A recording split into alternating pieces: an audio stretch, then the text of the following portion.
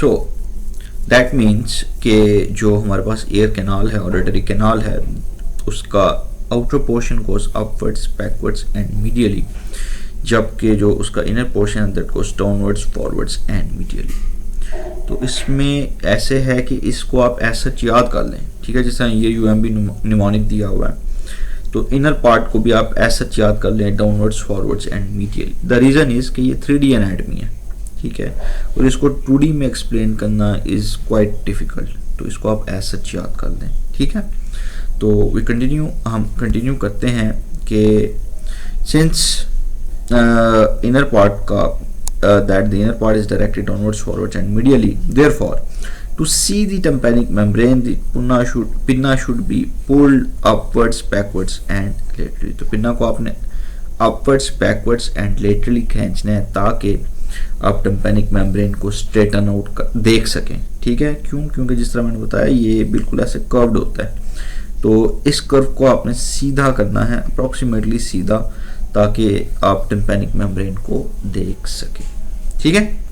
So the point number 4 is it has two parts, outer 1/3 is cartilaginous, inner 2/3 is bony, ठीक है। Point number 5 that the skin covering the cartilaginous is thick, condensed ceruminous and pilosebaceous glands while the bony skin has no glands. इस तरह के हमने discuss किया था कि जो बोनी पोर्शन, जो कार्टिलेजिनस पोर्शन है जिसमें कार्टिलेजेस हैं, वो कॉन्टिन्यूस होता है पिन्ना के साथ, और पिन्ना की स्किन ने उसको लाइन किया होता है, तो लिहाजा जो स्किन के ग्लैंड्स हैं वो वहाँ पे मौजूद होते हैं, ठीक है। तो जो कार्टिलेजिनस पोर्शन होगा उसमें आपको sebaceous glands, pilosebaceous glands, ceruminous glands मिल जाएंगे, लेकिन जो बोनी पोर्शन है उसका पिन्ना के साथ कोई कॉन्टिन्यूएशन नहीं होता, तो उस वजह से उसमें किसी किस्म के ग्लैंड्स भी आपको नहीं मिलेंगे, सिर्फ स्किन की एक थिन सी लेयर जो सी है वो मिलेगी। तो to conclude in a nutshell आप ऐसे बोलेंगे कि कार्टिलेजिनस पोर्शन में आपको ग्लैंड्स मिलेंगे, जबकि जो बोनी पोर्शन है उसमें किसी किस्म के कोई ग्लैंड्स नहीं मिलेंगे, सिर्फ स्किन की एक थिन लेयर होगी। यही रीज़न है कि जो फ्रंकल होता है, द स्टेफ ओरियस इन्फेक्शन, वो कार्टिलेजिनस पार्ट में होता है, क्योंकि कार्टिलेजिनस पार्ट में ग्लैंड्स पड़े होते हैं, ठीक है। So that is the point number 5। अब हमारे पास आ जाएगा पॉइंट नंबर 6, इसको हमने थोड़ा सा बड़ा कर लिया। Point number 6 is that the cartilaginous part has two deficiencies। Okay, so the number 1 are the fissures of Santorini, and in this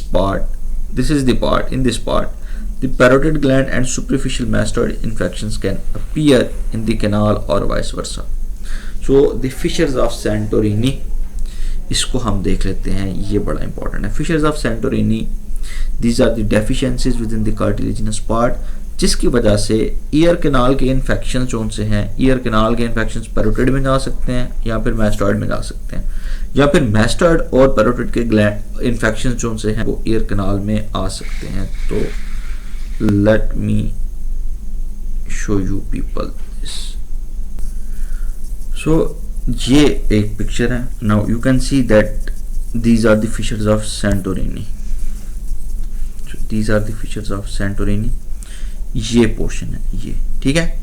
यहाँ पे ही नीचे आपके पास मैस्टॉइड प्रोसेस पड़ा है और यहाँ पे ही आपका पैरोटिड ग्लैंड है, ये आपका पैरोटिड ग्लैंड पड़ा है और ये आपका मैस्टॉइड है, और ये हैं आपके फिशर्स ऑफ सैंटोरिनी, ठीक है।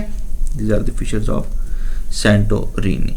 तो इन पोर्स की वजह से ये जो पोर्स हमारे पास पड़े हुए हैं, ये वाले पोर्स, एक मिनट, जस्ट अ मिनट,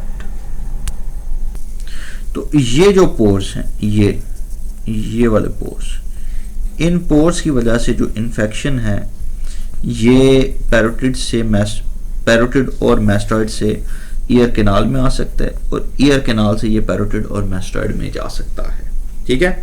तो वो जो हमारी लाइन थी निगार के अंदर,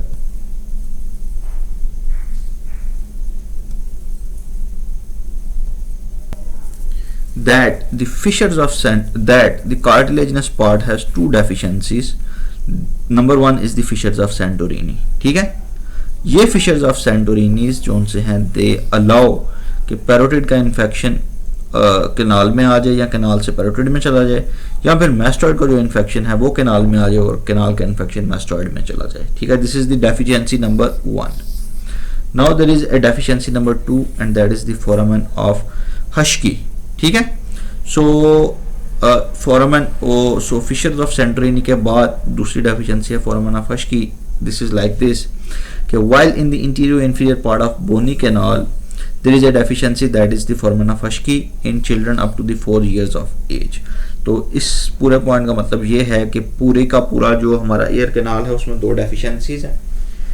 एक डेफिशिएंसी है फिशर ऑफ सैंटोरिनी की जो कि कार्टिलेजिनस पार्ट में पाई जाती है, और दूसरी डेफिशिएंसी है फोरामेन ऑफ हश्की की जो कि बोनी कैनाल में पाई जाती है। और दोनों के होने की वजह से जो इन्फेक्शंस हैं वो पैरोटिड या फिर मैस्टॉइड से ईयर कैनाल में आ सकते हैं।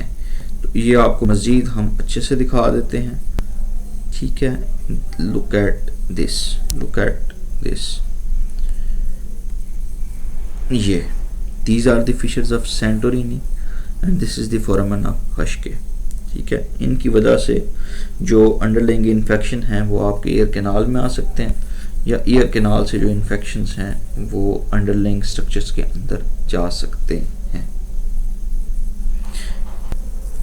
So that concludes the external auditory canal, और नेक्स्ट फिर हम टिम्पैनिक मेम्ब्रेन को शुरू करेंगे।